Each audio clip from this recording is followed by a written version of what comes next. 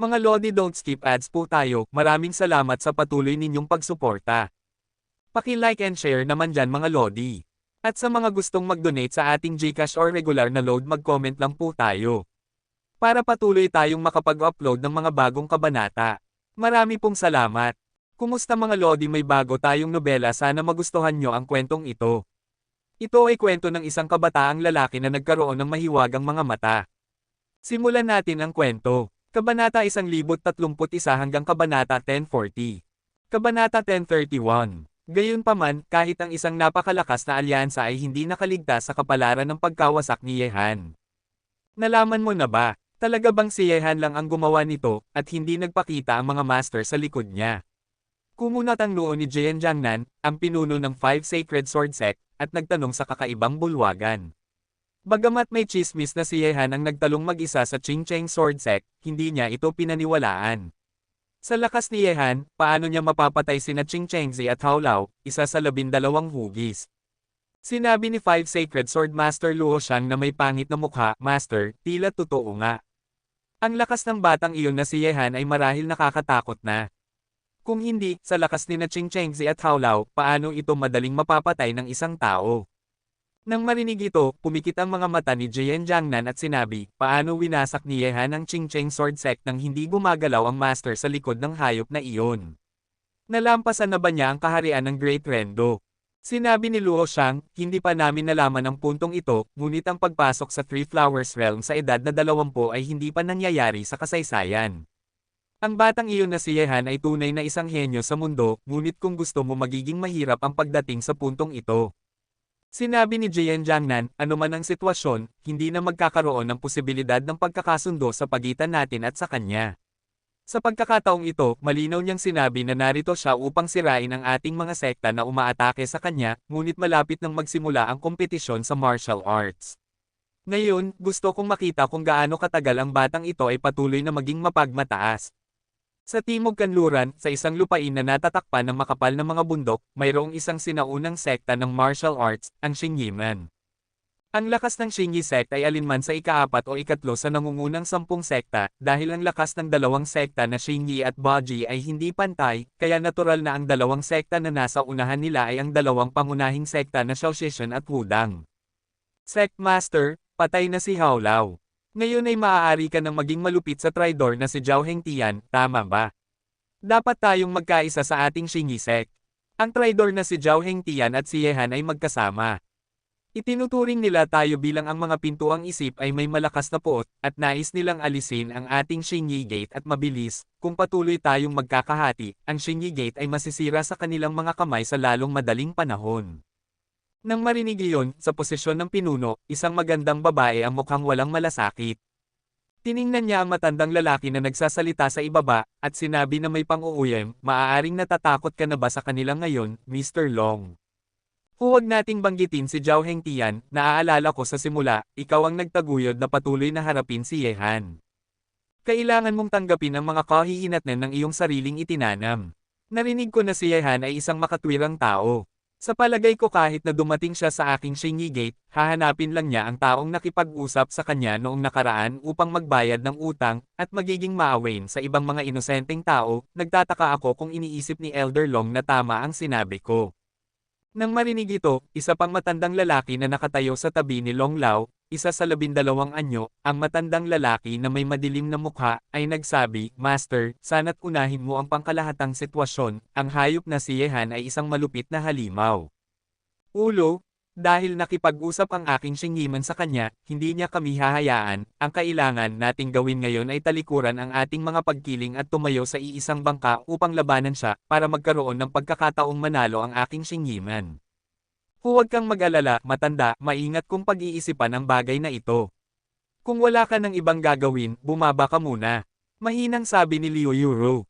Nang makita ito, isang marahas na liwanag ang kumislap sa kalaliman ng mga mata ni Long Lao at Mo Lao, at umalis sila roon na may malamig na pag-ihip. Parang ayaw makipagtulungan ni Liu Yuro sa babaeng ito.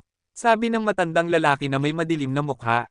Kumislap ang mga mata ni Elder Long ng marahas, at sinabi niya, sa tingin ko gusto niyang gamitin ang kamay ni Yehan upang alisin kami, ngunit dahil tumanggi siyang makipagtulungan, huwag mo akong sisihin sa pagiging malupit.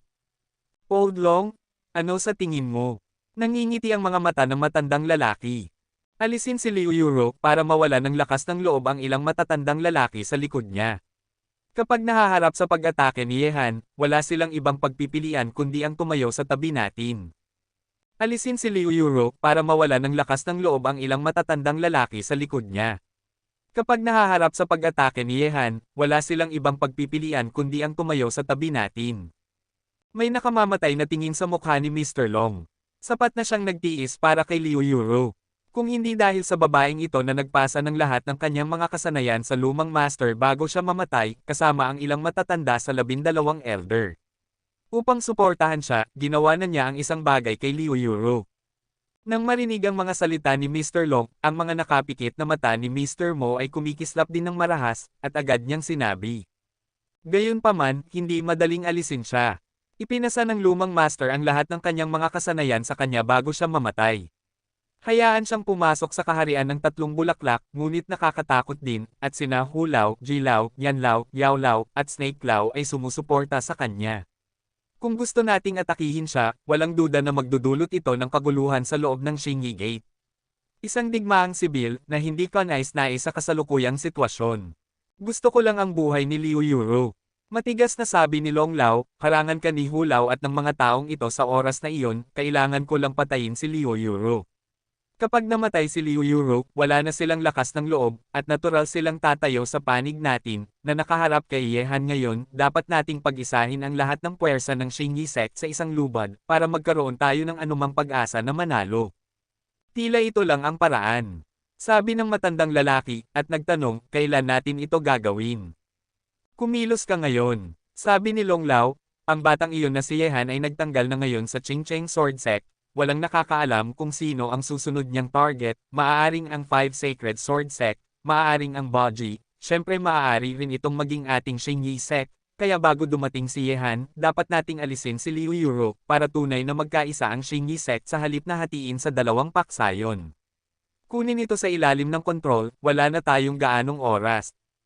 Kung ganoon, simulan na natin sa may sakit na siyan.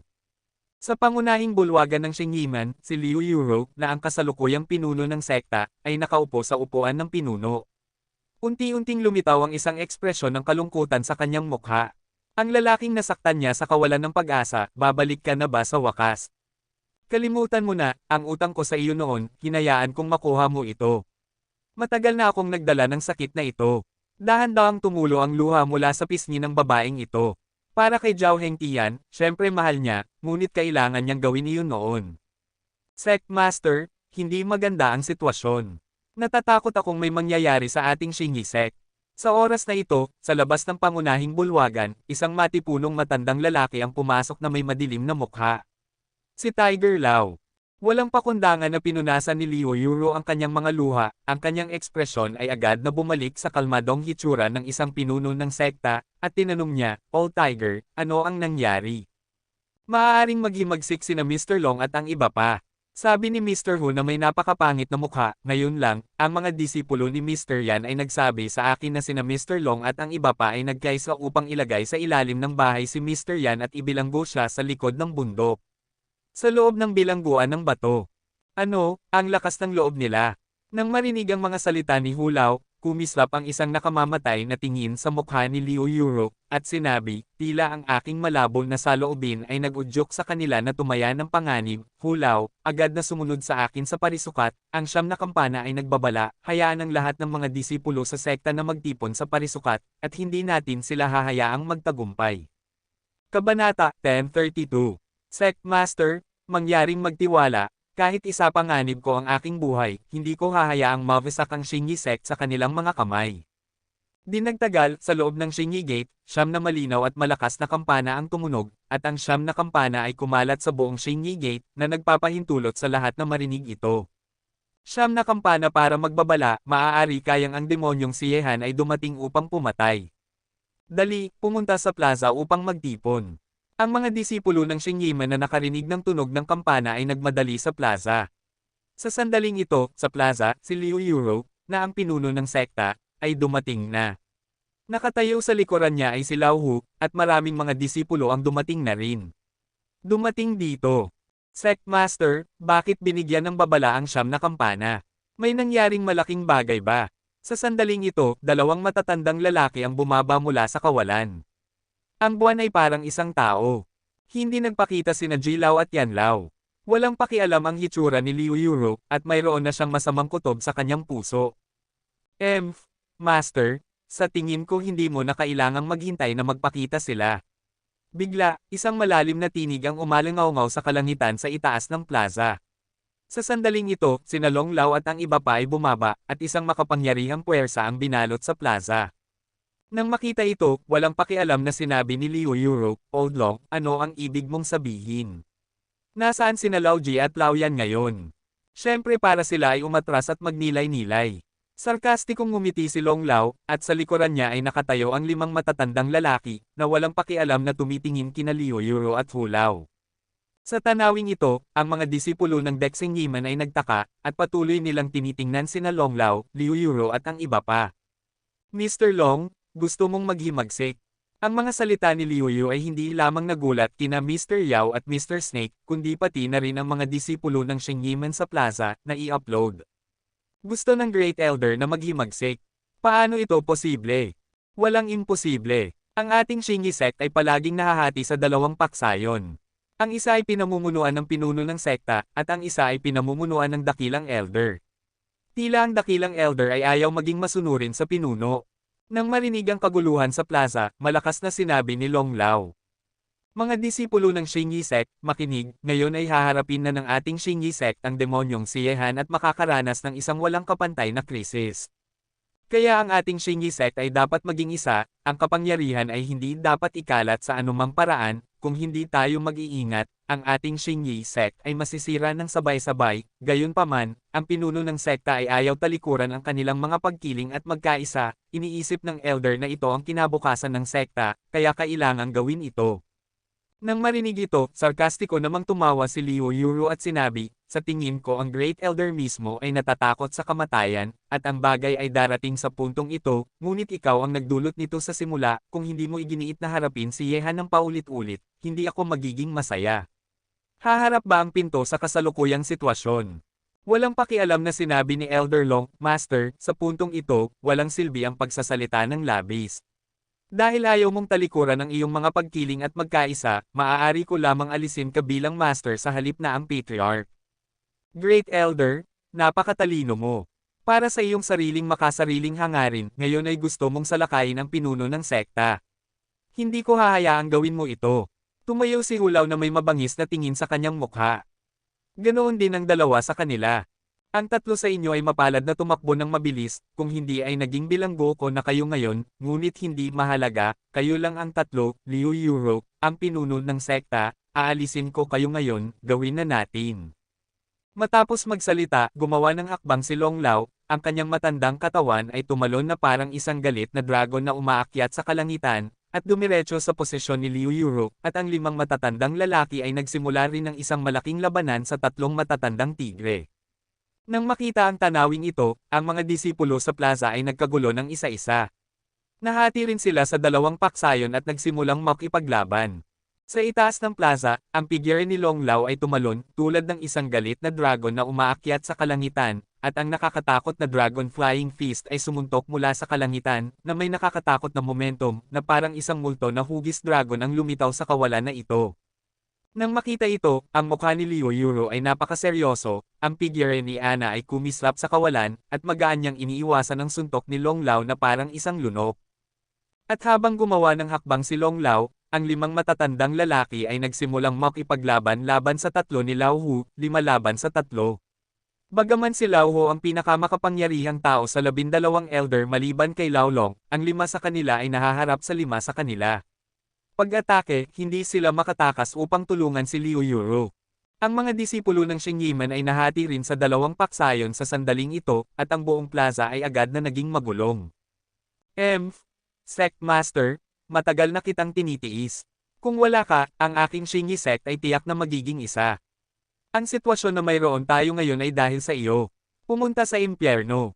Ang kamao na sumuntok sa kawalan ay lubhang nakakatakot, at dumating ito sa harap ni Liu Yuro sa halos isang iglap. Ang kamaong ito ay halos maduraj ang kanyang katawan. Gayunpaman, ang mga mata ni Liu Yuro ay nanatiling hindi nagbabago, nakita niya lamang ang kanyang mga paa na gumagalaw, naglalakad laban sa hangin, ang kanyang mga galaw ay pabago-bago at hindi mahuhulaan. Pagkakaisa ng isipan at isipan, Liu He Fist, pagbagsak.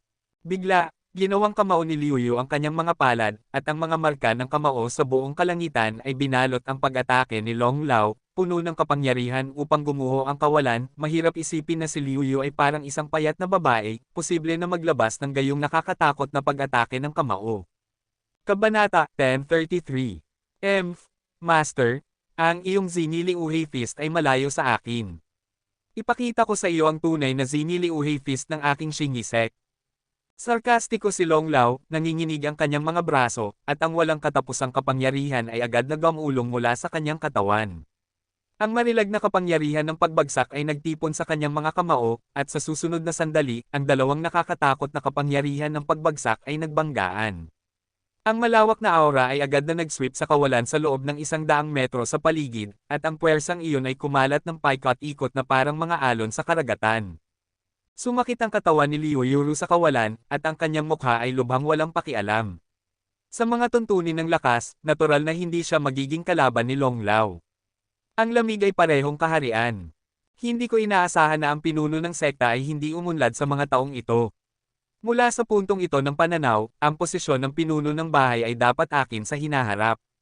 Isang napakamalamig na liwanag ang kumislap sa mukha ni Long Lao, at agad, isang alon ng nakakatakot na puwersa ng kalooban ang kumalat mula sa katawan ni Long Lao. Ang puwersang ito ay sumasakop sa mundo, kumakalat ng ligaw sa kawalan, at lumapit sa posisyon ni Liu Yuro. Hindi maganda. Nagbago ang kutis ni Liu Yuro, at mas mabilis siyang umatras, tulad ng isang bugzo ng hangin na humihihip sa kalangitan. Ang puwersa ng kalooban ng Three Flowers Realm ay hindi isang bagay na kayang labanan ng isang taong nasa tuktok ng huli na gobernador. Ang puwersang iyon ay binalot sa kanya, kaya maaari lamang niya itong hayaang patayin. Walang silbi? Master, dapat nang matapos ang iyong kapalaran. Sa isang iglap, naramdaman lamang ni Liu Yuro ang isang nakakatakot na puwersa na bumaba mula sa kanyang katawan. Ang puwersang ito ay direktang nakaapekto sa kanyang bilis, pinipilit siyang mag-freeze sa kawalan, hindi makalipat. Bukod dito, ang puwersang iyon ng lakas ay higit pang dudurog sa kanyang katawan, na parang pupuksay ng kanyang kaluluwa. Ang kanyang sariling lakas ay nabilanggo, hindi makalipat, na nagpangyari kay Liu Yuro na tumitig kay Long Lao na naglalakad mula sa kanya na may napakamalamig na ekspresyon. Master, ano ang pakiramdam? Tiningnan ni Long Lao si Liu Yuro na may pang-uuyam at sinabi, ang lumang master ay natalo rin sa aking panlilinlang noon, tila ikaw ay dalawa ay tadhana na hindi magkakaroon ng ganoong kapalaran, halika at manguna sa aking Shingi Gate. Masamang magnanakaw. Nang marinig ang sinabi ni Long Lao, ang mga mata ni Liu Yuro ay sumabog sa nakamamatay na intensyon. Nang marinig ito, malamig na sinabi ni Elder Long, masama, sinaktan ko lang ang iyong ama noon, at hindi ko siya pinatay, na mabait na. Ang kanyang kakayahan ay hindi gaanong maganda kaysa sa akin, kaya bakit siya ang magiging pinuno sa halip na ako? Ikaw, isang masamang magnanakaw, karapat-dapat na ihambing sa aking ama. Kung hindi mo siya pinigilan na mabaigo sa Three Flower Realm, paano kaya natalo ang aking ama sa isang masamang magnanakaw na tulad mo? Ang nagwagi ay ang prinsipe at ang natalo ay ang ko. Malamig ang mukha na sinabi ni Long Lao, kung gusto mong sisihin ang iyong ama sa pagprotekta sa inabandonang disipulong iyon na si Zhao Hengtian, at hayaang lumipad ang pil na dapat akin nang wala sa hangin. Ang pinagsisisihan ko ay hindi ko siya pinatay noon, at hinayaan kang maging pinuno ng sekta sa loob ng maraming taon, ngunit hindi mahalaga, ang posisyon ng pinuno ay malapit ng akin. Matapos magsalita, ang puwersa ng kalooban na binalot kay Liu Yuro ay biglang tumaas ng husto, at ang walang katapusang kapangyarihan ay bumagsak sa kawalan, na nagdulot kay Liu Yuro na hindi makatiis, upang dumura ng isang bunten ng dugo, at ang kanyang ekspresyon ay matamlay. Nang makita ito, isang pagsabog ng ligaw na tawanan ang nagmula sa bibig ni Long Lao. Hanggat namatay si Liu Yuro, ang matagal nang ninanais na posisyon ng pinuno ay kanya na, at ang buong Shingi sect ay nasa ilalim ng kanyang kontrol. Ang master, hindi kalayuan nang makita ang kasalukuyang sitwasyon ni Liu Yuro, ang tatlong matatandang tigre ay lubhang nagbago ng mga ekspresyon, at nais na tulungan si Liu Yuro, ngunit ang limang matatanda ay kumapit sa kanila, pinipilit silang maubos. Makipag-usap, hindi ka makakaalis dito. Ha ha ha ha. Ngayon, Walang makakapagligtas sa kanya, sumunod ka sa iyong ama, ang Shinji Gate ay magiging mas maliwanag sa aking mga kamay. Ang mga ligaw na tawanan ay nagmula sa bibig ni Long Lao, ang kanyang mabangis na ekspresyon ang nakamamatay na intensyon sa kanyang mukha ay napakalaki, at ang nakakatakot na presyon ng kalooban ay patuloy na bumagsak sa katawan ni Liu Yuro, na nagdulot sa kabilang partido na dumura muli ng isang bunten ng dugo, at ang kanyang mukha ay lubhang mapotla. Mamamatay na ako, sayang, pagkatapos ng lahat, hindi ko pa rin kita muling makikita, nakatatandang kapatid, ang utang ko sa iyo, babayaran ito ni Yuro sa susunod na buhay. Sa itaas ng kalangitan, ang nakasisilaw na mga mata ay bumagsak, bahagyang itinaas ni Liu Yuro ang kanyang ulo, nakaharap sa sikat ng araw, ang kanyang mukha ay may madilim na tingin, kapag ang isang tao ay malapit ng mamatay, ang pinakamahalagang tao sa kanyang isipan ay madalas na iniisip, sa buhay na ito, wala siyang utang sa sinuman, maliban kay Zhao Hengtian. Sa kawalan, si Old Long ay naglakad patungo kay Liu Yuro na may nakamamatay na tingin sa kanyang mukha. Ngayon ay nababalot si Liu Yuro sa puwersa ng kanyang kalooban at naging target ng kanyang pagpatay. Ang nakakatakot na kamao ay lumabas ng marahas, at sinuntok ni Long Lao si Liu Yuro, tinatapos ang buhay ng kalaban. Nang makita ito, si Hulao at ang iba pa ay nagulat, ngunit huli na kahit na makagawa sila ng hakbang ngayon. Gayunpaman, sa sandaling ito, sa kawalan sa likuran ni Long Lao, isang figure ang lumipad patungo kay Long Lao na may gumugulong na nakamamatay na intensyon, sumigaw ng galit, nanginginig ang kalangitan at ang lupa, at nagpadala ng kanyang mga kamao, direktang binomba si Long Lao. Naramdaman ito, kumunat ang noo ni Long Lao, at ang kamao na orihinal na nakadirekta kay Liu Yuro ay agad na binawi upang salubungin ang taong nasa likuran niya. Boom! Ang pag-atake at paghawak ng dalawa ay nag-ugong sa kalangitan at lupa. Gayunpaman, ang katawan ni Long Lao ay hindi man lang nag-alangan sa kawalan, tumingin siya sa kabilang panig, mayroong isang lalaking nasa katanghaliang gulang na may nakamamatay na mukha, ito ay si Zhao Hengtian, lumitaw siya. Kabanata 1034. Sa itaas ng kalangitan, sina Elder Long at ang lalaking biglang dumating ay nagsuntukan, ang nakakatakot na pag-atake ay nagbanggaan, umalangaw-ngaw sa buong mundo, isang alon ng kapangyarihan ang kumakalat ng mabaliw sa kawalan, nahaharap sa nakakatakot na epekto ng puwersang ito, si Long Lao ay hindi gumalaw, ang kanyang walang pakialam na mga mata ay tumingin sa kabilang panig.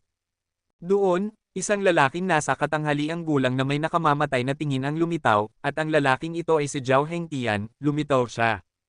Nang makita ito, ang nakamamatay na intensyon sa mukha ni Elder Long ay naging mas masahol pa, at sinabi niya, Zhao Hengtian, hindi ko inaasahan na manggahas kang lumitaw sa harap ko, mabuti iyan, aasikasuhin kita ngayon at hahayaan kitang pumunta sa impyerno upang maging mag-asawa.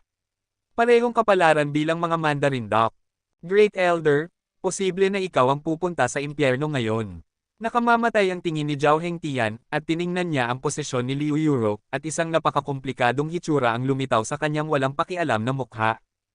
Ang kulay ng lamang, ang babaeng iyon, sa wakas ay nagkita ulit sila. Nagkatinginan ang dalawa, at si Liu Yuro ay nakatitig kay lalaking nakatingin sa kanya. Ang hitsura ng lalaki ay hindi gaanong nagbago, ngunit mayroon siyang mas mature at introvert na ugali, at mas kaakit-akit siya kaysa sa kanya noong bata pa siya. Nang makita ito mayroong isang ekspresyon ng kaluwagan sa nalulungkot na mukha ni Liu Yuro. Sa huling sandali ng kanyang buhay, kuntento siyang makita siya minsan. Si Zhao Hengtian ang bumalik. Napansin ni Lao Hu, Lao Lao at ang iba pa ang paglitaw ni Zhao Hengtian, kabilang ang mga disipulo ng Xingyi Sect, na napansin din na ang inabando ng disipulong ito ng Xingyi Sect ay bumalik sa Xingyi Sect ng muli. Zhao Hengtian, tumigil ka sa pangangarap. Ikaw lang. Tatalunan kayo ngayon. Nakamamatay ang ekspresyon sa mukha ni Long Lao habang tinitingnan si Zhao Hengtian. Ang nakakatakot na puwersa ay kumalat sa kanyang katawan. Siyempre hindi siya matatakot kay Hengtian mag-isa, ngunit ang talagang kinakatakutan niya ay si Yehan. Talaga, sarkastikong tumawa si Zhao Hengtian, Grand Elder, natatakot akong ang iyong hangarin ay mawawala ng bisa. Nang marinig ito, si Lao Long, na akmang kikilos, ay kumunot ang noo, at pagkatapos, isang magaan na tawanan ang nagmula sa kawalan, hehe, hindi ko inaasahan na ang lugar na ito ay magiging masigla.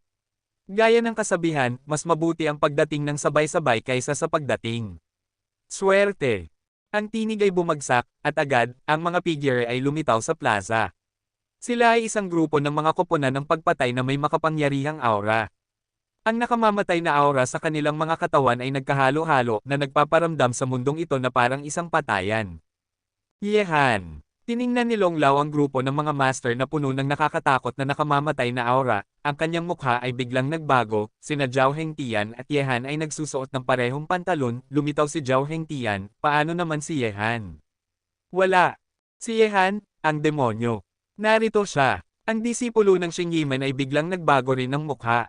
Ang salitang Yehan ay kasing kahulugan na ngayon ng demonyo sa mga tao sa sinaunang mundo ng martial arts. Si Guo ay nagtanggal na sa tatlong pangunahing sekta sa mundo, at ngayon ay lumitaw si Yehan sa sekta ng Xingyi, na nagparamdam sa kanila na mas mabilis ang tibok ng kanilang puso. Hehe, tila naaalala pa rin ako ng Great Elder ng Xingyiman. Naglakad si Yehan sa kawalan, at walang nakamamatay na tingin sa kanyang nakangiting mukha, nasusuklam. Nang marinig ito, malamig na umungol si Elder Long at hindi sinagot ang mga salita ni Yehan.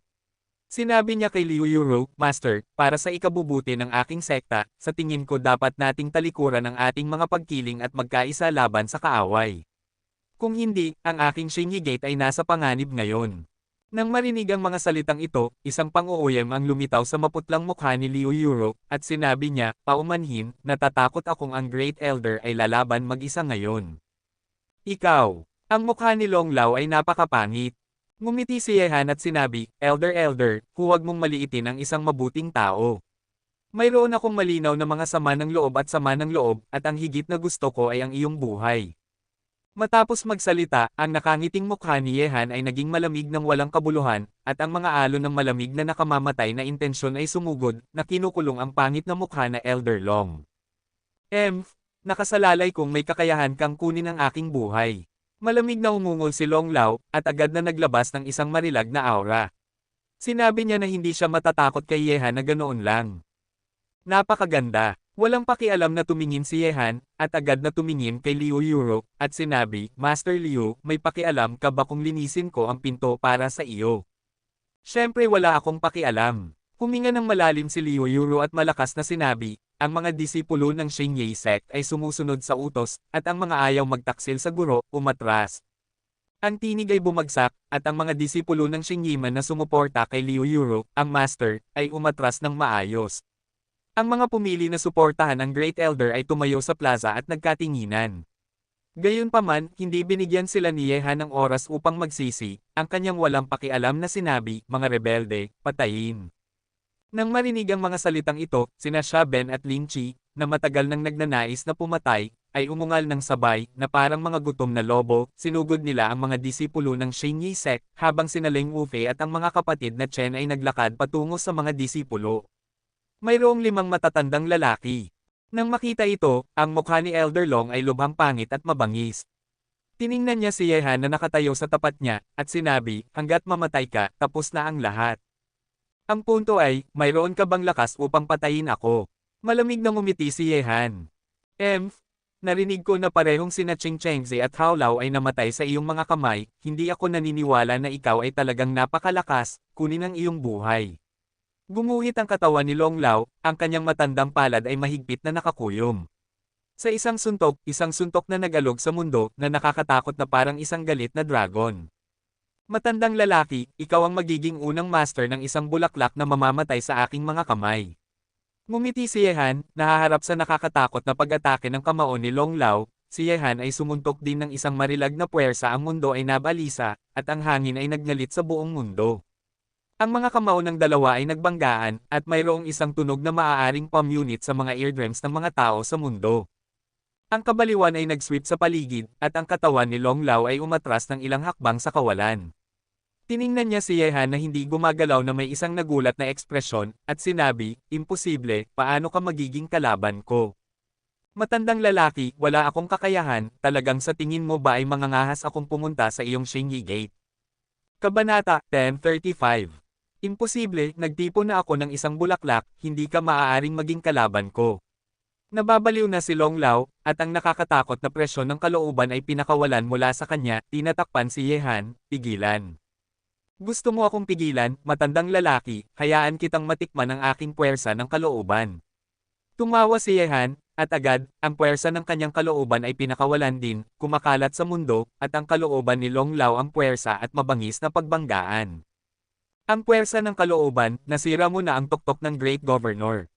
Nadudurog ang mukha ni Long Lao nang maramdaman ang puwersa ng kalooban na pinakawalan mula kay Yehan, at tuluyan siyang nawalan ng boses. Sa sandaling ito, sa wakas ay naniwala siya kay Qing Chengzi at Hao Lao. Namatay siya sa mga kamay ni Yehan. Yehan, nasira mo na ang tuktok ng Great Governor. Mabilis na nagbago ang mukha ni Elder Long at tiningnan niya si Yehan na may takot. Ang puwersa ng kalooban na kumakalat mula sa kawalan sa harap niya ay tuluyan siyang nagpawala ng boses. Si Yehan ay nagtataglay talaga ng puwersa ng kalooban, na isang bagay na taglay lamang ng mga nangungunang master na nakapagtagumpay sa Great Commander. Tanda, sa sandaling ito, sa wakas ay naniwala si Long Lao na sina Qing Chengzi at Hao Lao ay namatay sa mga kamay ni Yehan. Nasira na ni Yehan ang tuktok ng Great Commander at pumasok sa kaharian ng isang bulaklak. Madali na niyang mapatay ang mga master na tulad ni Qing Chengzi at Hao Lao. Ang natatakot na tinig ni Long Lao ay kumalat sa buong mundo na nagdulot ng panginginig sa mga mukha ng mga nakarinig sa kanyang mga salita. Kung ang mga salitang ito ay hindi nagmula sa kanyang bibig, walang maniniwala sa mga ito. Si Yehan, nasira ang tuktok ng Great Governor.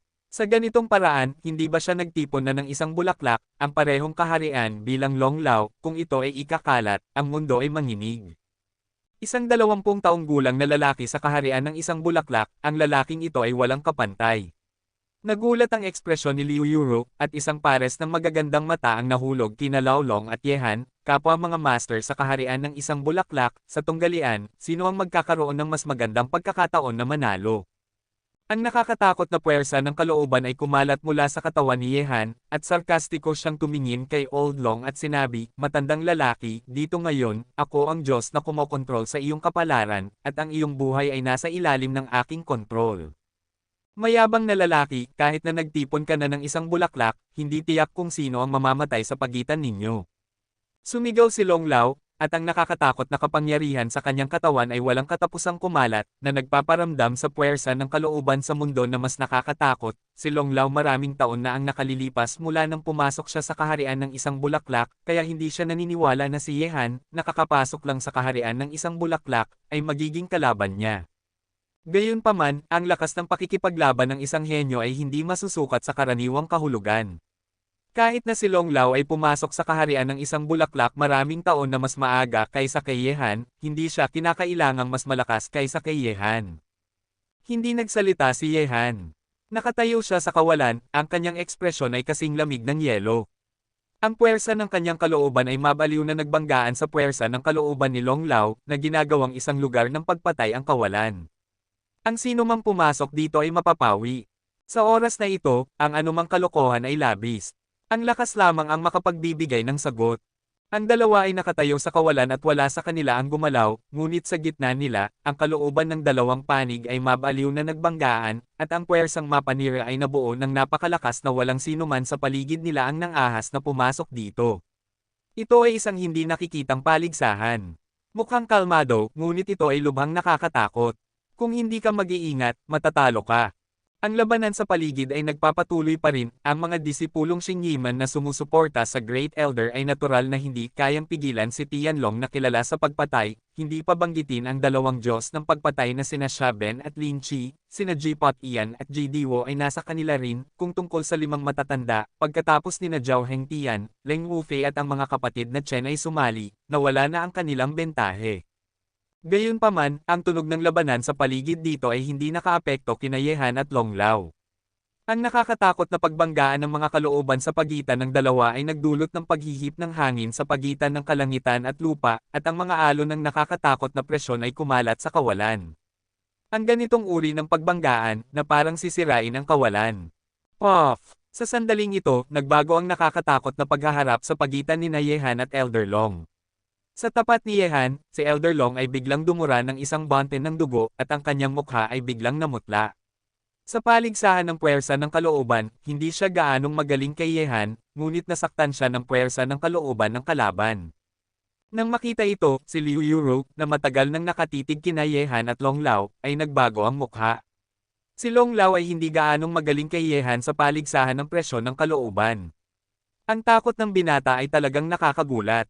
Gamit ang lakas ng pagpasok lamang sa kaharian ng isang bulaklak, kaya niyang yugyugin si Long Lao, isang veterano na master ng kaharian ng isang bulaklak. Sa sandaling ito, ang mukha ni Long Lao ay mabangis, at tiningnan niya si Ye Han sa tapat niya na may napakasamang mga mata. Sinabi ko, ngayon ako ang Diyos na kumokontrol sa iyong kapalaran, at ang iyong buhay ay nasa aking mga kamay. Lumapit si Ye Han kay Long Lao na may malamig na mukha, ang kanyang mga kamao ay mahigpit na nakakuyom, at isang napakamapagmataas na puwersa ang nagmula sa kanya. Ito ay pinakawalan mula sa loob ng katawan at nagtitipon sa dalawang kamao, handa nang maghatid ng isang nakamamatay na suntok anumang oras. Maliit na hayop, hindi pa ito ang huling sandali, kaya huwag masyadong maging mapagmataas. Malamig na tumawa si Long Lao, mundo. Sa paningin ni Ye Han, ang mga kamaong papalapit sa kanya ay tila naging dalawang nakakatakot na galit na dragon na nagsisikap na durugin siya ng walang awa sa kawalan. Gayunpaman, ang ekspresyon ni Ye Han ay nanatiling hindi nagbabago, at ang kamao na handa ng sumuntok ay agad na sumuntok. Siyam na antas ng pakikipaglaban. Ang kapangyarihan ng isang antas pagkatapos ng isa pa ay nakapatong sa kamao ni Ye Han. Kahit na siya ay nag-aral lamang sa ikatlong antas ng siyam na antas ng pakikipaglaban, sa sandaling gamitin niya ito sa labanan, ito ay magpapataas ng lakas ng pakikipaglaban ni Ye Han ng 3 puntos nang wala sa hangin. Sa labanan ng buhay at kamatayan, huwag sabihing 3 puntos, kahit na ang lakas ng pakikipaglaban ay nadagdagan lamang ng 1 punto, iyon ay isang malaking pagkakataon na manalo.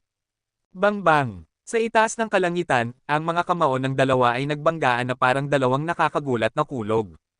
Ang gumugulong na panginginig ay kumalat sa lahat ng direksyon, at ang tunog na parang kulog ay nailipat, na nagdulot ng ilang mas mahina na paglilinang ang disipulo ng Yaiman ay dumura ng isang bunten ng dugo, nakaramdam ng pagkahilo, na parang sesubog ang kanyang kaluluwa. Kabanata 10:36. Sa kawalan, si Liu Yuro, na malubhang na sugatan na, ay umatras. Nagkaharap sina Ye Han at Long Lao, at hindi niya kayang labanan ang nakakatakot na puwersang kumakalat. Sa isang pagklik, sa sandaling ito, ang mga braso ni Long Lao ay direktang nabali ng nakakatakot na puwersang ipinadala mula sa kamao ni Ye Han. Namutla ang kanyang mukha, may dugo na umaagos mula sa sulok ng kanyang bibig, at natisod siyang umatras sa kawalan. Nang makita ito, ang mga braso ni Ye Han ay muling nanginginig, at ang nakakatakot na kapangyarihan ay muling nagtipon. Sa paggalaw ng kanyang katawan, sumugod siya patungo sa natisod at umatras na Long Lao na parang isang itim na liwanag sa kawalan. Matandang lalaki, dapat kang pumunta sa impyerno upang magulat. Nakarinig ng kanyang tinig, ngunit hindi siya nakita. Sa sandaling ito, si Long Lao ay hindi man lang nakakakita sa figure ni Ye Han, nakita lamang niya ang isang nakakatakot na itim na liwanag na kumikislap sa kawalan sa harap niya, at pagkatapos ay isang pares ng mga kamao ng laman ang lumitaw sa kanya sa harap niya, kaya wala man lang siyang oras upang yumapekto. Ang kamao ni Ye Han ay tumama sa katawan ni Long Lao na may isang pagsabog. Agad, isang serye ng mga tunog ng pagkabali ng mga buto ang nagmula sa katawan ng kabilang panig. Ang katawan ni Long Lao ay lumipad pabalik na parang isang saranggola na may sirang tali, at pagkatapos ay tumama ng diretso sa plaza ng walang tunog.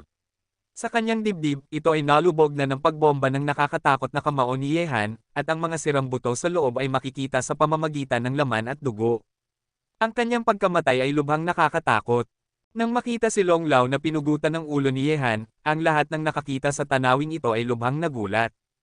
Parehong mga master ng kaharian ng isang bulaklak, ang tunggalian sa pagitan ng dalawang taong ito ay masasabing lubhang nakakatakot. Ang mapanirang kapangyarihan ay kumakalat pa rin sa kawalan sa sandaling ito, ngunit sa parehong kaharian, kahit na si Long Lao ay nagtipon na nito maraming taon na ang nakakaraan.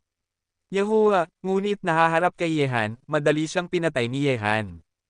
Ang magagandang mata ni Liu Yuro ay nagningning na may malakas na nakakagulat na kulay, na kasing lakas ni Long Lao ay pinugutan ng ulo ng walang kahirap-hirap, gamit ang nakakatakot na lakas ni Ye Han, hindi na kinakailangan ng maraming pagsisikap upang sirain ang kanyang Xingyiman Kung Fu. Sa sandaling ito, ang mga disipulo ng Xingyiman na pumili na tumayo sa kampo ni Long Lao upang suportahan siya ay natakot. Kahit na si Long Lao ay patay na, wala silang paraan palabas ngayon. Tungkol naman sa mga disipulong Xingyiman na pumili na suportahan si Liu Yuro, nag-aalala rin sila sa sandaling ito. Bagaman hindi sila inatake ni Ye Han ngayon, kung ang nakakatakot na demonyong ito ay gustong harapin sila, malapit na ang kanilang katapusan. Matapos mapugutan ng ulo si Lao Long, hindi na muling umatake si Ye Han. Para kina Liu Yuro at sa mga disipulong Xingyi na sumuporta sa kanya, hindi sila guguluhin ni Ye Han. Sa isyu ng pagiging kaaway sa sarili, ang kabilang panig ay wala namang ginawa. Bukod pa rito, mayroon pa ring relasyon ng pag-ibig at pagkamuhi sa pagitan ni Liu Yuro at Zhao Hengtian na nangangailangan kay Zhao Hengtian na magdesisyon sa sarili. Yehan, ano ang gusto mong gawin sa aking Xingyiman? Habang tinitingnan si Yehan na mayabang na nakatayo sa kawalan sa harap niya, mahinang nagtanong si Liu Yuro. Nang marinig ito, sinabi ni Yehan, Master Liu, nag-iisip ka ng sobra. Ako ay isang taong naghihiganti. Ikaw at ako ay hindi magkaaway. Natural, wala akong gagawin sa iyo. Tungkol naman sa ibang mga isyo, gusto kong kausapin kanya, ay magiging mas angkop. Habang nagsasalita, sumulyap si Yehan kay Zhao Hengtian na naglalakad, at pagkatapos ay tahimik na umalis. Nang makita si Zhao Hengtian na lumalapit, ang maputlang mukha ni Liu Yuro ay kumislap ng mga komplikadong kulay, napakarami niyang utang sa lalaking nasa harap niya, kahit na gusto siyang patayin ni Zhao Hengtian sa sandaling ito, wala siyang reklamo pagsisisi. Hindi ba kayo mag-uusap? Ang katahimikan ng kapaligiran ay unang sinira ni Zhao Hengtian, tiningnan niya si Liu Yuro at sinabi. Nang marinig ito, kinagat ni Liu Yuro ang kanyang labi at nanatiling tahimik, nahaharap kay Zhao Hengtian, hindi niya alam kung paano magsalita sa sandaling ito.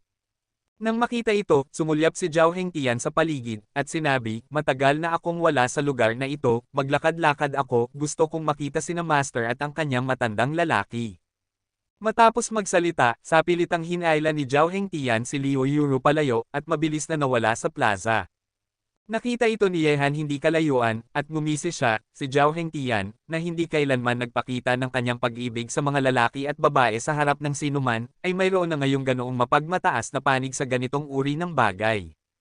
Ang kaguluhan sa Xingyi sect ay mabilis na napigilan matapos makialam si Yehan.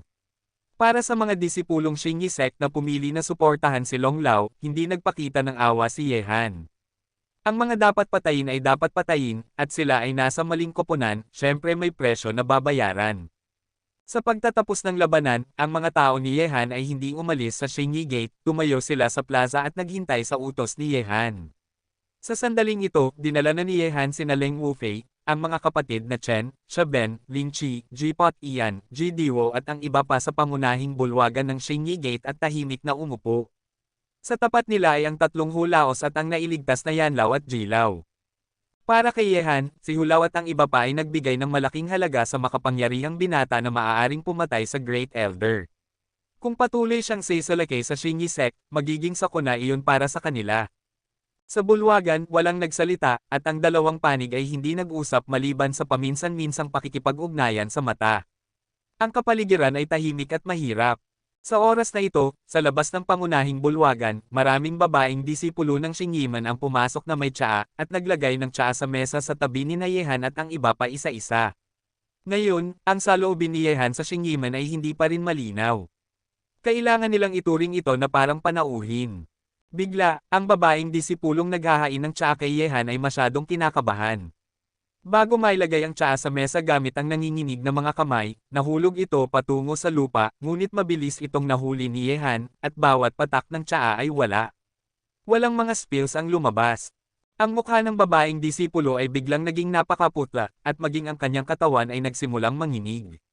Nahaharap kay Yehan, ang kilalang kontrabida sa sinaunang mundo ng martial arts, ang mga disipulo ay lubhang natatakot, at ngayon ay nahaharap sila kay Yehan ng malapitan, ang takot na iyon ay mas mahirap pang labanan.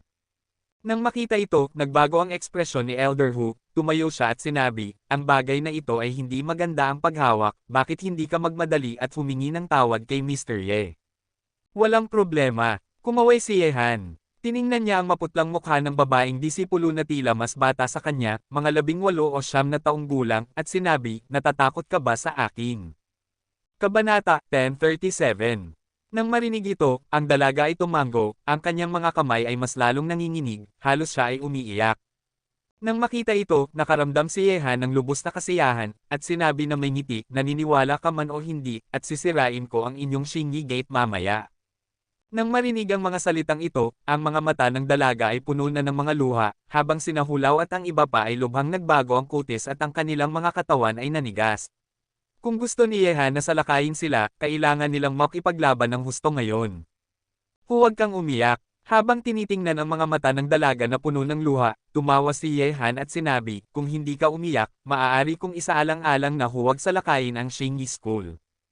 Talaga, dali-dali niyang pinunasan ang kanyang mga luha nang marinig niya ito, at tumingin kay Yehan na may magagandang mata. Para sa kanya, ang Shingi Gate ay ang kanyang tahanan, at natural na ayaw niyang masira ang kanyang tahanan. Hehe, ikaw na bastardo, hindi na kailangang takutin ang maliit na babae. Sa oras na ito, sina Zhao Hengtian at Liu Yuro ay sabay na naglakad papasok mula sa labas ng bulwagan, habang tinitingnan ang dalaga na may mga mata na puno ng luha, si Zhao Hengtian ay natigilan. Nagkibit balikat si Yehan at sinabi na may ngiti, hindi ko mapigilan, hindi ba't masyadong nakakainip ang paghihintay sa inyo? Sa tingin ko si Mr. Ye ay romantiko sa likas na katangian, kaya hindi ko mapigilan na saktan ang aking mga disipulo. Tiningnan ni Liu Yuro si Yehan at mahina siyang ngumiti. Nang marinig ito, hindi masabi ni Yehan na kinukutya siya ng kabilang panig. Sina Hengtian at Liu Yuro ay magkahawak kamay, at sinabi na may ngiti, mukhang si Mrs. Zhao ay hindi pa rin nababara ang alindog ng aking guro na si Tianlong, at tuluyan ng nahulog sa maamong nayon. Nang marinig ang mga salitang ito, saka lamang napagtanto ni na Hulaw at ang iba pa na sina Zhao Hengtian at Liu Yuro ay magkahawak kamay. Naramdaman na ang mga matang nakapalibot ay nasa kanila, dali-daling bumitaw si Liu Yuro sa malaking kamay ni Zhao Hengtian, bahagyang namumula ang kanyang mukha. Nang makita ito, tumawa ng malakas si Yehan at sinabi, mukhang ang Xingyi at ako, si Tianlong, ay magtatalyan sa hinaharap. Ito ay isang magandang wakas. Ngumiti si Zhao Hengtian at sinabi, tigilan mo ang pang-aasar sa akin, ikaw na bastardo, aalis ka na ba ngayon? Siyempre, sabi ni Yehan, nauubos na ang oras, susunod na hintuan, bago amen. Susunod na hintuan, bago amen. Kalmadong sabi ni Yehan. Nang marinig ito, sinabi ni Zhao Hengtian, ang chismis ay walang sama ng loob sa akin, Tianlong, hindi ba ganoon? Hindi. Sabi ni Yehan, pumunta ako sa bago amen para sa isang bagay, kaya dapat kong ihinto ang pananakit at pagpatay. Sinabi ni Zhao Hengtian, okay, sasamahan kita mamaya. Ang Bagwa Sect ay palaging napaka-misteryoso, sumusunod sila sa batas ng pagtatago, at sa pangkalahatan, bihira silang lumabas, maliban sa oras na nakipagkompetensya sila para sa sagradong hayop na si Xuanwu, narito na ako sa loob ng maraming taon. Wala pa akong narinig na anumang palatandaan ng pagpasok sa mundo sa Bagwa Sect. Umiling si Yehan at sinabi na may ngiti, kapatid na Zhao, ang taong dapat mong samahan ay hindi ako. Ngayon na binuksan mo na ang iyong puso, maaari kang manatili rito ng ilang sandali. Ang honeymoon ay sikat sa kasalukuyan, kaya maaari mo ring subukan ang romansa. Sige, sa tingin ko gusto rin ni Master Leo na manatili ka pa ng ilang araw, kung dadalhin kita ngayon, natatakot akong dapat akong kamuhian. Nang marinig ang mga salita ni Yehan, si Zhao Hengtian ay agad na natigilan. Sa mga tuntunin ng mga salita, hindi talaga siya kalaban ni Yehan. Gayunpaman, sinabi ni Liu Yuro sa oras na ito, si Yang Master Ye ay mahusay magsalita, siya ay talagang isang lalaking maaaring pahalagahan ng maraming konfidante, ngunit gusto ko ang iyong desisyon. Sapat na upang mapasaya si Mrs. Zhao. Nagkibit balikat si Yehan. Ngumiti si Liu Yuro at sinabi, dahil si Mr. Ye ay makatwiran, kung gayon ako ay magiging bukas palad. Hindi ko alam na ang babaeng disipulong iyon ay naaakit sa iyo. Hindi ko alintana ang paggawa ng isang kasal.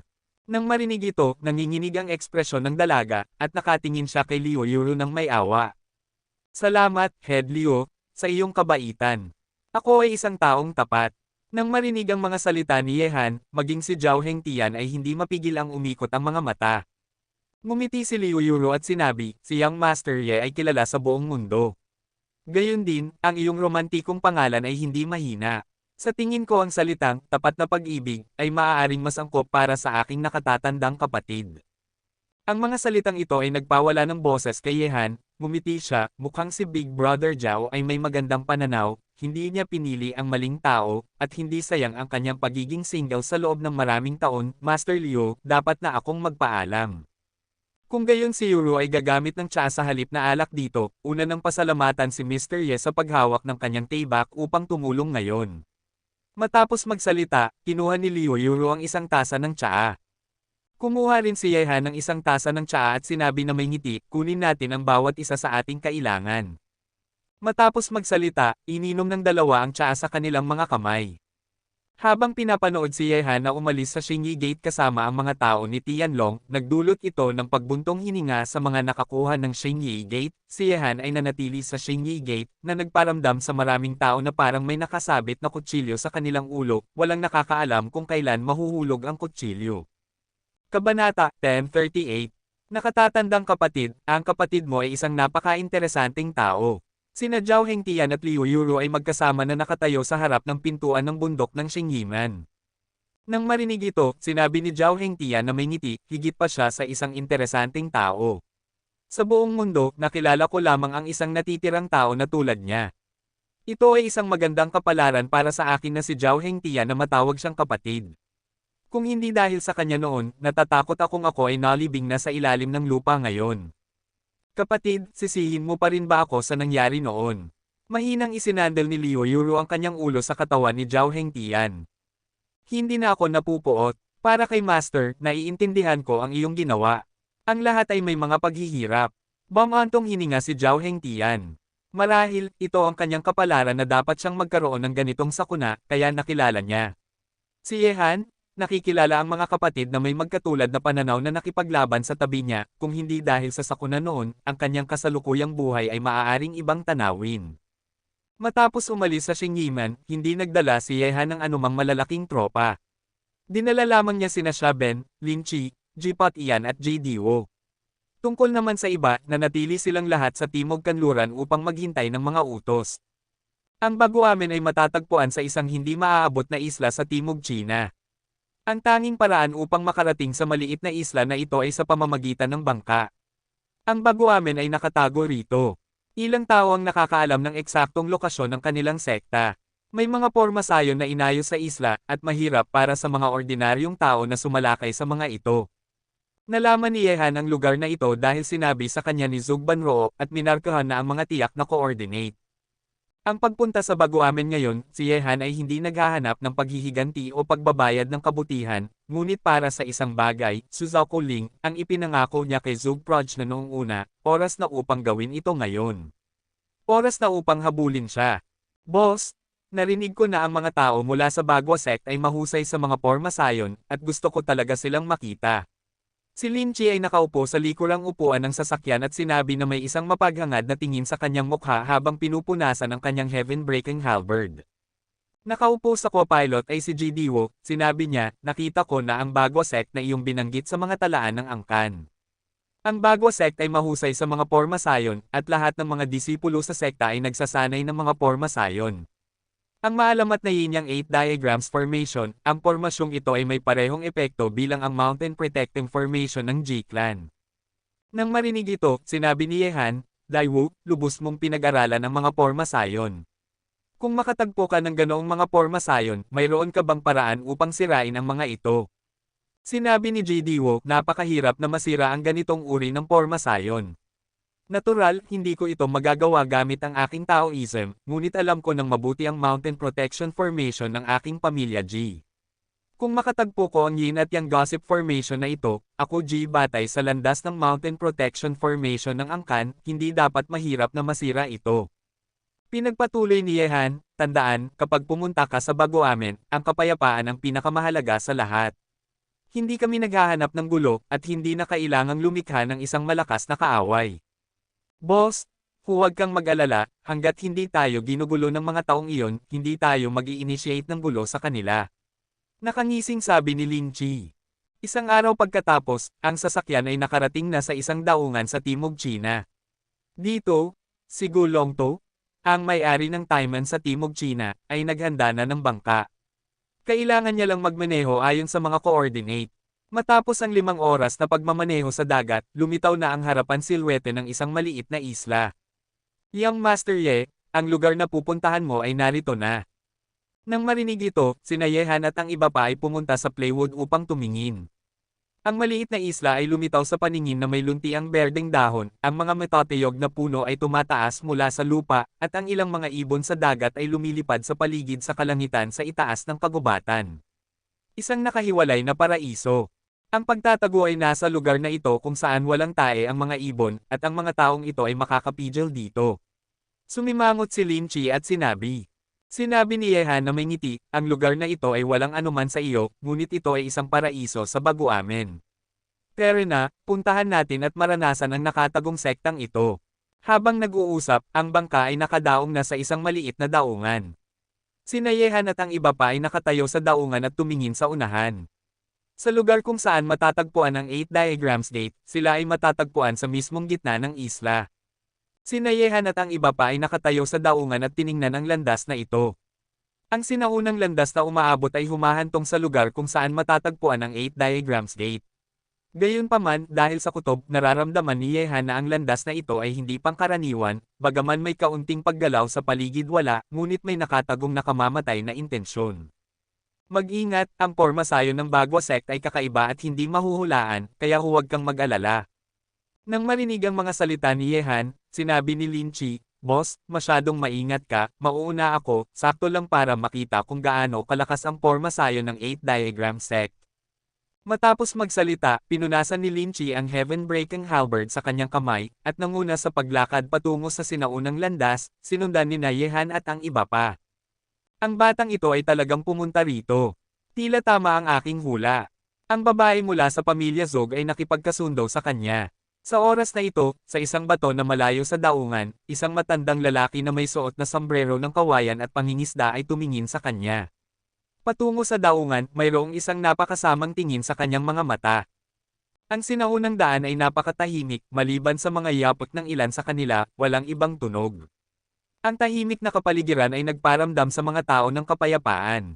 Ang isang tahimik na lugar na ito ay ang perpektong retreat para sa mga taong pagod na makipaglaban sa mundo ng mga mortal, lupa.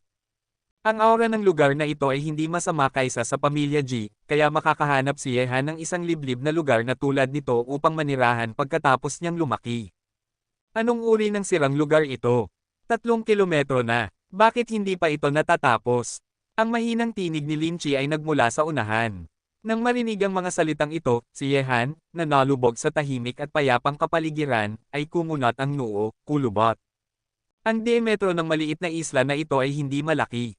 Ayon sa formula ng pagkalkula, ang distansya ng 3 kilometro ay dapat na nakarating na sa gitna ng maliit na isla sa sandaling ito.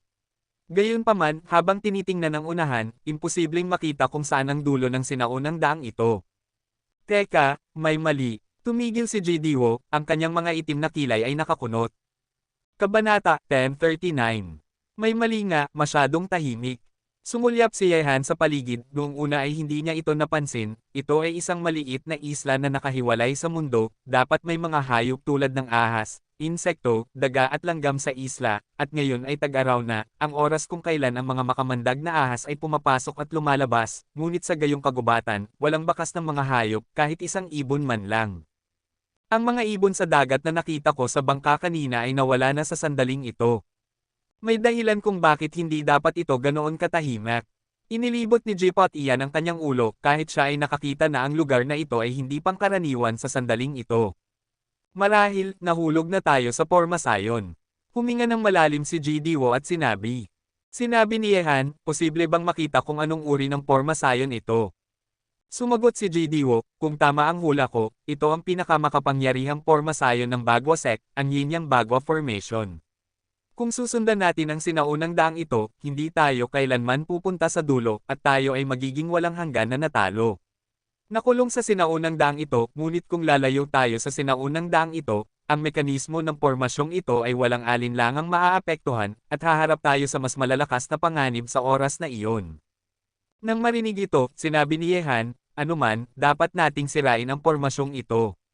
Hindi tayo maaaring manatili rito magpakailanman, Daiwo, kasama natin, ikaw lang ang pamilyar sa porma sayon, at ngayon iniwan ko ito sa iyo. Tumango si JDO, at sinabi, susubukan ko. Kung ito ay talagang ang Yin-Yang 8 Diagrams Formation, batay sa mga pagbabago sa oryentasyon ng Mountain Protecting Formation ng aking J-Clan, hindi mahirap na masira ito. Pagkatapos ng lahat, naglakad si JDO pasulong, at nakita niyang nakakross ang kanyang mga daliri, hawak ang isang kakaibang selyo, at sa isang iglap, isang alon ng kapangyarihan ang pinakawalan mula sa kanyang katawan at kumalat patungo sa paligid, langit, lupa, universo, Jiugong Unity, Yin at Yang Flow in Reverse, Birth Door, Open. Bigla, matapos mahulog ang tinig ni Jidiwo, naramdaman ni Yehan at ng iba pa na ang mga bagay sa harap nila ay naging malabo. Ito ay nagmula sa kawalan, at tila may puwersang humaharang sa kanilang paningin. Sa lahat ng direksyon, may mga bug zone ng napakamalakas na hangin, at ang mga bug zone ng hangin ay nagpaparamdam kina Yehan at sa iba pa na hindi nila maimulat ang kanilang mga mata. Ilang segundo ang lumipas, nang tumigil ang bug zone ng hangin, sina Yehan at ang iba pa ay tumingin sa paligid. Sa sandaling ito, sila ay nasa isang kagubatan, at ang sinaunang daan kanina ay nawala sa wala. Ito ang porma sayo ng 8 diagram sect. Napakagaling nito kaya't nakulong ako, Panginoon Chi. Isang kislap ang kumislap sa mga mata ni Lin Chi, at sinabi ni Jidiwo, lahat, huwag gumalaw sa paligid, nasa porma sayon pa rin tayo ngayon. Sa mga ito, hanggat mali ang isang hakbang, ang nakamamatay na porma sayon sa porma sayon ay maaapektuhan, at walang nakakaalam kung anong uri ng panganib ang haharapin sa oras na iyon. Okay, makinig sa iyo, ikaw ang mamumuno, nararamdaman kong may nanunood sa atin ngayon. Walang pakialam na sumulyap si Yehan sa paligid, naramdaman niya na may mga mata sa dilim na hindi niya mahanap na nakatingin sa kanila. Sinabi ni Jidiwo, ngayon kailangan nating alamin ang posisyon ng Kun position, lumabas sa Kun position, pumasok sa Chen position, at pagkatapos ay makalalabas tayo mula sa Shengmen at maiwanan ang pormasyong ito. Ang Kun position ay matatagpuan sa Timog Kanluran, at ang Chen position ay matatagpuan sa Hilagang Kanluran. Pumunta tayo sa ganitong paraan. Habang nagsasalita, si Jidiwo ay naglakad na palabas, sinundan ni Yehan at ng iba pa. Di nagtagal, sa pamumuno ni Jidiwo, nakalabas na ang lahat mula sa Kun position. Ngayon ay oras na upang pumasok sa Tuyong posisyon. Ang Tuyong posisyon ay matatagpuan sa Hilagang Kanluran. Pumunta sa ganitong paraan. Nang makita si Jidiwo na nangunguna, napagtanto ni Yehan na ang babaeng ito ay may pambihirang pangunawa sa mga porma sayon. Sa mga tuntunin ng mga porma sayon, alam ni Yehan na hindi niya ito mapapantayan. Pumasok sa posisyon ng Chen, tila lalabas na sila sa Shengmen sa lalong madaling panahon, sila nga ay mula sa pamilya Ji. Sa isang bangin sa gitna ng isla, isang matandang lalaki na may mapulang kutis ang biglang dumilat. Ang mga mula lamang sa pamilya Ji ang makakaramdam ng mga pagbabago sa porma sayon sa ilalim ng bangin, at madaling masisira ang yin-yang bagwa formation ng kanyang bagwa sect. Master, ang taong dumating ay mula sa pamilya Ji. Maaari kayang ang batang iyon. Sa likuran ng matandang lalaki ay nakatayo ang isang lalaking nasa katanghaliang gulang. Ang lalaking ito ay ang deputy head ng bagwa sect, si Chi Changkong, na nakipaglaban para sa banal na hayop na si Xuanwu noon. Minsan siyang nagpakita kasama ang mga tao mula sa bagwa sect. Posible iyon, ngunit hindi ko alam kung mabuti o masama para sa kanya na pumunta sa aking bagwa sect. Bamantong hininga ang matandang lalaki. Nang marinig ito, sinabi ni Chi Changkong, Master, dahil ang mga dumating ay mula sa pamilya Ji, sa tingin ko mas mabuting iwasan siya ng aking nakababatang kapatid na babae. Kinamumuhian niya ang pamilya Ji hanggang sa buto. Kung alam niya na ang mga tao mula sa pamilya Ji ay narito, hindi tayo makakapaghintay. Gossip sect, natatakot akong magkakaroon ng malaking problema. Natatakot akong hindi ko na kaya pang pigilan. Nangiti ng mapait ang matandang lalaki. Nang marinig ito, biglang lumingon si Chi Changkong upang tumingin, at sa likuran nila ay nakatayo ang isang babaeng 35 o 6 na taong gulang. Ang hitsura ng babae ay elegante at pino, at siya ay isang bihirang kagandahan, kahit na nasa 30 taon na siya. Mukha rin siyang nasa 20 taon. Gusto kong itago ito sa akin, ngunit ikaw ay talagang mabuting nakatatandang kapatid ko. Ngayon gusto kong makita kung aling walang pusong miyembro ng pamilya Ji ang pumunta sa aking baguamen. Gugugulin ko si Lenggeyo na makipagkita sa kanya ng ilang sandali. Matapos magsalita, ang babae ay lumingon at umalis nang walang pakialam. Talagang hindi mapipigilan. Nang makita si Hualenggeyo na umalis, umiling si Chi Changkong dahil sa pagkamuhi ng kanyang nakababatang kapatid na babae sa angkan ng Ji. Natatakot akong magkakaroon ng away mamaya na hindi isang magandang bagay. Ang taong dumating ay si Yehan, at kung gagawin niya ito nang hindi alam ang layunin ng kabilang panig, makakaakit siya ng isang malaking kaaway para sa Bagwa sect. Ang pangalan ng matandang lalaki ay Ho Kyushan, at sinabi niya, Longkong, puntahan mo at tingnan siya. Ang dahilan kung bakit pinili ng aking Bagwa sect na magtago sa mundo ay dahil ayaw kong makisali sa mga panlabas na pagtatalo. Hindi natin kayang pukawin ang batang ito ngayon. Opo, Master. Lumingon at umalis si Chi Changkong. Sana ay walang problema. Bamantong hininga ang matandang lalaki. Sa oras na ito, sa Yinyang Bagua Formation, sa pamumuno ni G. Diwo, sina Yehan at ang iba pa ay nakadaan na sa tuyong posisyon. Dito, tila may isang pinto na nabuksan. Matapos dumaan sa tuyong posisyon, ang tanawin sa harap nila ay biglang nagbago, sa sandaling ito, lumitaw pa rin sila sa isang sinaunang daan. Ang tanging pagkakaiba ay ang dulo ng sinaunang daan ay makikita na sa sandaling ito, at ang dulo ng sinaunang daan ay 100 metro ang layo. Napakamangha ng porma sayon. Bulalas ni Yehan. Kung wala si JD1 ng ganitong uri ng kamangha-manghang porma sayon ngayon, kahit na siya ay napakamalakas, maaaring hindi madaling makalusot dito. Kabanata 1040. Sinigawan ni Linchi, Dam, ang Bagwa Sect ay nag-aaral ng mga kakaibang bagay na ito, hindi ito kasing ganda ng totoong away. Sinabi ni Yehan, huwag maliitin ang ganitong uri ng porma sayon. Mabuti na lang at pamilyar si Daiwo sa operasyon ng ganitong uri ng porma sayon. Kung hindi, hindi natin alam kung anong uri ng panganib ang ating haharapin. Pero na, umakyat na tayo, sa tingin ko bago amin alam na ng mga tao na darating na tayo. Habang nag-uusap, si Yehan ay dumiretso sa sinaunang daan, sinundan ni na Diwo at ng iba pa. Pagkaraan ng ilang sandali, sina Yehan at ang iba pa ay nakarating sa dulo ng sinaunang daan. Tumataas sa magkabilang panig, ang mga halijing bato na ito ay may kabuoang 16, na may mga komplikadong disenyo na inukit sa mga ito. At sa likod ng mga halijing bato, maraming kakaibang gusali na matatagpuan sa gitna ng maliit na isla na ito. Sino ang sumalakay sa aking pintuan ng chismis? Iulat ang iyong pangalan. Sa oras na ito, nang sina Yehan at ang iba pa ay tinitingnan ang mga bagay sa harap nila, isang magandang babae ang naglakad na may mga disipulo ng Bagwa Sect, lamig. Nang makita ito, yumuko si Yehan at sinabi, Yehan, patawarin mo ako sa pagdating ko rito nang hindi inaanyayahan, pakisabi sa akin, may sasabihin ako sa iyong paksayon. Nang marinig ang mga salitang ito, nagbago ang mga mukha ng mga disipulo ng Bagwa Sect. Ang pangalan ni Yehan, kahit na sila ay nakatago sa maliit na isla na ito, mayroon silang ilang pag-unawa sa nangyari sa labas. Ang binata sa harap niya ay hindi isang basta-basta taong nanggugulo. Gayunpaman, dahil sa matagal na pananatili sa isla, si Hualengyo ay hindi pa nakakalabas sa mga taong ito, at hindi niya pinapansin ang labas ng mundo, kaya hindi niya alam kung ano ang ibig sabihin ng salitang Yehan. Kumunat ang kanyang noo at sinabi, apelyido Ye, hindi ka ba mula sa angkan ng G? Nang marinig ito, sinabi ni Yehan, hindi ko alam kung may kinalaman ba ito. Siyempre may kinalaman ito. Walang pakialam na sinabi ni Hualengyo, alam mo ba kung saan nanggaling ang taong pinakakinamumuhian ko sa buhay ko? Hindi mo ibig sabihin ang angkan ng G, tama ba? Pumikit ang mga mata ni Yehan at sinabi. Nahulaan mo. Ang mga mata ni Hualengyo ay unti-unting naging malamig, at sinabi, kung ikaw ay mula sa angkan ng G, kung gayon kailangan mong magbayad ng presyo para sa pagpunta sa aking Bagwa Sect. Ito ang utang sa akin ng inyong angkan ng G. Ngayon, huwag mo akong sisihin sa pang-aapi sa maliit gamit ang malaki.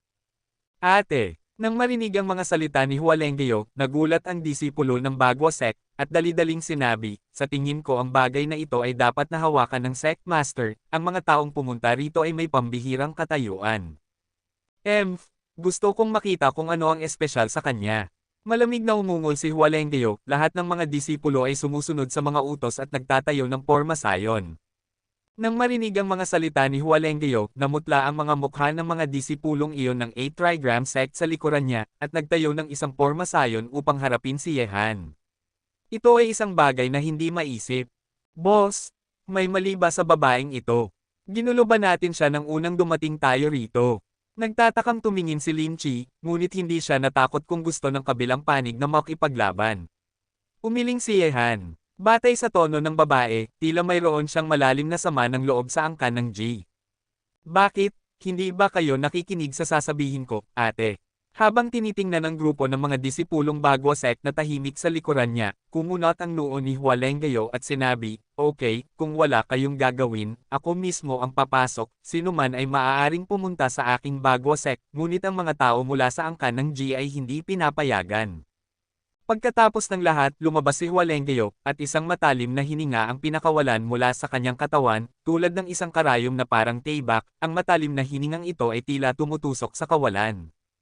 Nang makita ito, nagkatinginan ang mga disipulo ng Bagwa Sect. Kung may away, mahihirapan sila. Kumunat din ang noo ni Yehan at ng iba pa. Ang babae sa harap niya ay tila handa ng maging totoo. Teka, gayunpaman, sa sandaling ito, isang figure ang mabilis na tumakbo mula sa likuran ni Hualengayok, hinarang ang katawan ni Hualengayok, at sinabi, nakababatang kapatid na babae, sa pagkakataong ito, natatakot akong hindi mo mapipigilan ang iyong galit, ang taong dumating ay isang panauhin, pag-usapan natin ito mamaya. Nang marinig ito, walang pakialam na sinabi ni Hualengayok, kapatid, lumayo ka sa daan, hindi ko hahayaang lumitaw ang mga tao mula sa angkan ng G sa aking bago-amen, gusto nilang manatili rito, maliban kung malampasan nila ang aking pagsubok. Ang babaeng ito ay talagang masungit at pabago-bago. Paano siya nasaktan ng mga miyembro ng angkan ng G? Dismayadong sinabi ni G. Diwo, at ngumiti si Yehan, anong magandang bagay, hindi ba'y susuko na lang at iiwanan siya? Hoy! Sa tingin ko posible iyon. Nakangising sabi ni Ling Chi. Nang marinig ito, naisip ni Chi Changkong na siya ay magdurusa. Ang mga taong ito ay walang sinabi, ngunit sinabi lang ito, hindi ba't magdaragdag ito ng gasolina sa apoy. Mabaho mong bata, anong kalokohan ang sinasabi mo? Galit na galit si Hualengayok, ang nagyayalong tingin sa kanyang mukha ay naging mas matindi, ang nakamamatay na intensyon ay gamulong, ang temperatura sa hangin ay bumaba ng ilang puntos dahil sa kanya, at ang matalim na aura ng Taebak ay umungal sa buong mundo, tila ang walang kapantay na matatalim na Taebak ay lumitaw sa kawalan na ito, handa ng bombahin sina Yehan at ang iba pa anumang oras. Nakababatang kapatid na babae, sapat na, huwag mo akong paghirapan. Nangiti ng mapait si Chi Changkong. Matigas na tumanggi si Hualengayok, at sinabi sa isang napakamalamig na tinig, hindi, dapat kong bayaran ng mga batang ito ang presyo ngayon.